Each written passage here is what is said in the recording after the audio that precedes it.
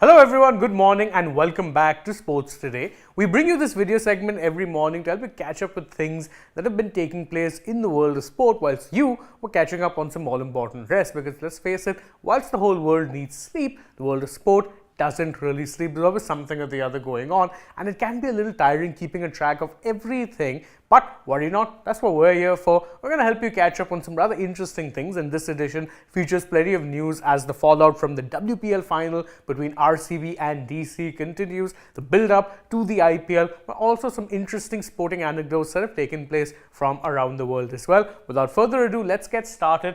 And let's start with when exactly we can expect to see a certain Rohit Sharma link up with his Mumbai Indians teammates. Now, obviously, all franchises have been posting videos and pictures of the arrivals of all of their star players in, of course, their camps, which are taking place across the country. But Rohit Sharma hasn't yet turned up for an MI camp. But of course, the reason for that, and we can reveal this exclusively over here at Sports Today, is that Rohit was given a little bit of a grace period by the franchise because he had, of course, been on national duty for the longest of times. He was captaining India in all 5 of the test matches against England. So he was given a bit of time to rest, recuperate, recharge his batteries. And in case you're wondering when exactly he'll be joining up, worry not, that will be today on March 18th. That's the latest time by which he is expected to be linking up with the Mumbai Indians. Of course, many people are interested to see when he'll link up for the very simple reason that this will be the first time in years that Rohit will be starting the season, an IPL season, without being MI's captain. He was stripped of the captaincy. Hardik Pandya was given the captaincy, and many are very interested to see how exactly it is that things are going to be once Rohit joins the camp. From one superstar of Indian cricket to the other, however, and Virat Kohli recently went a little bit viral for the absolute jubilation that he showed to celebrate the fact that the Royal Challengers Bangalore franchise that have been in existence since 2008 and have now since branched out, even on a women's team, have now ended their trophy drought by let's say winning the Women's Premier League, the WPL of 2024. And Kohli's celebrations were such that even though he wasn't with the girls at Delhi, he was on a video call with them celebrating, and of course celebrating in true Virat Kohli way, showing all of that passion which we know he loves, let's say, which he loves wearing on his sleeve, let's say. Very passionate individual, always shows off his emotions, and he couldn't really contain his emotions in this period either, celebrating RCB's first ever title win. Of course, we'll have more videos up as the day goes by on how is it that RCB and the world of cricket reacted in general to this particular title win. It was a momentous victory indeed, and one spearheaded by a certain Elise Perry, but we'll leave those videos for later. A little bit more cricket news for now, and Shreyas Iyer, who of course has been in the news a lot recently for, let's say, the wrong reasons. He was dropped from his central contract, had more injury issues during the Ranji Trophy, did end up playing a little bit, albeit a practice match for KKR, and unfortunately the returns that he had in that practice match weren't necessarily the best. It was an intra-squad match wherein the KKR squad was divided into 2 sides, as well as they used a few local bowlers or net bowlers. And Iyer, well, obviously playing in a T20 format for the first time in a while, could only manage 22 runs of 19 balls before he was finally dismissed. Not exactly the returns a lot of people would have been hoping their skipper showed, but the good news is it's only a practice match. It's not something that will have too much bearing, you would think, on a competitive fixture once that competitive fixtures they finally get underway. And remember, KKR will be opening their campaign against SRH on the weekend. So maybe by then Shreyas gets into a little bit of rhythm. We also have some interesting insight, and I'll tease this video for now on his back injury. We'll do that one in just a while. But for now, let's just say the return to KKR colours, which, lest we forget, he hasn't worn in over a year because he missed the 2023 edition of the IPL, not exactly the best ones for Shreyas Iyer. Switching focus now from the world of cricket to the world of football, and Chelsea were made to sweat hard by the second division Leicester City in the FA Cup quarter-final. Now, Chelsea were cruising early on. They were 2-0 up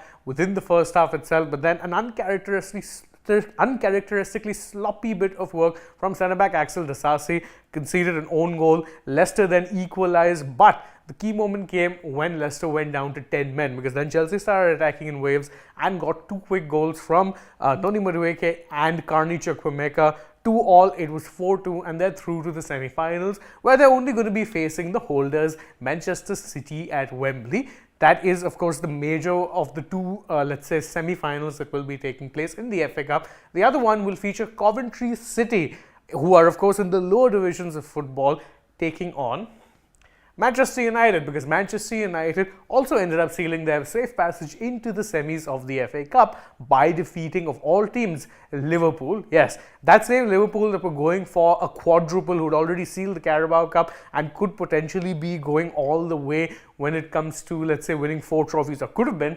Not anymore, because they're out of the FA Cup in the semi-final round, and it was a pretty hard-fought match.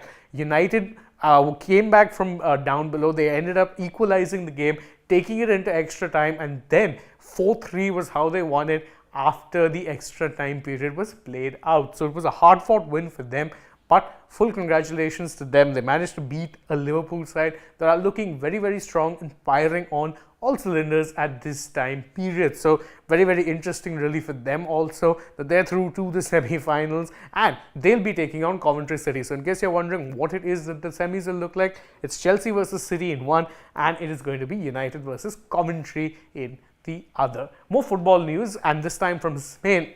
Joao Felix starred for Barcelona as well. Barcelona ended up beating Atletico Madrid 3-0. Now, why this is so noteworthy in some ways is because, one, this is kind of a derby. Both teams do share a rivalry. But more importantly, Joao Felix is an Atletico Madrid player currently on loan to Barcelona, which means that he managed to have a fine showing, getting a goal and assist against his current parent club. Of course, we all know that Felix and Atletico at this point, the relationship seems all but done, and that Felix really wants to join Barcelona. Whether that can happen, we don't really know. But once again, Felix has come good against his current parent club. Of course, does also ensure that Barca's recent good run of form continues, and does raise a lot of questions about whether or not the club should have been this keen to let go of manager Xavi Hernandez in the first place. Switching focus now to the world of tennis, and Carlos Alcaraz has hit form at absolutely the right time, because he ended up beating Daniil Medvedev in the final of the Indian Wells Open to clinch the ATP Masters title, which means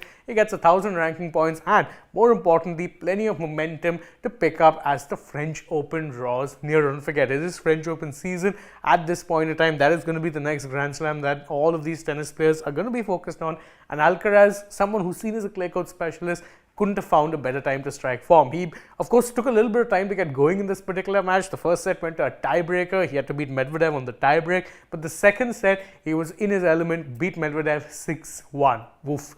That is very, very good indeed. Another top seed who ended up clinching the Indian Wells, but this time on the women's side, was, of course, Iga Swiatek, who beat Maria Sakkari 6-4 and 6-0. You heard that right. As dominant a win that could have come from the Polish star, and once again someone who would be looking in top form and one of the favourites going into the French Open season. Again, Swiatek is a former champion at Roland Garros and, of course, would be angling for another title there, and potentially at this point hard to see anyone being able to topple her unless she has one of those bad days that a lot of top female stars are prone to having sometimes. And that's it from us in this edition of the Morning Wrap at Sports Today. Thank you guys so much for joining us. As always, if you enjoy our work, don't forget to like this video, share it with your friends, subscribe to the channel, tap that bell, leave us a comment. Follow us also on social media. We're on Instagram, Twitter and Facebook. Don't forget to download the SportsTech app, and if you're already on the channel, go ahead, check out some other videos we've done as well. For now, from my side, it is goodbye.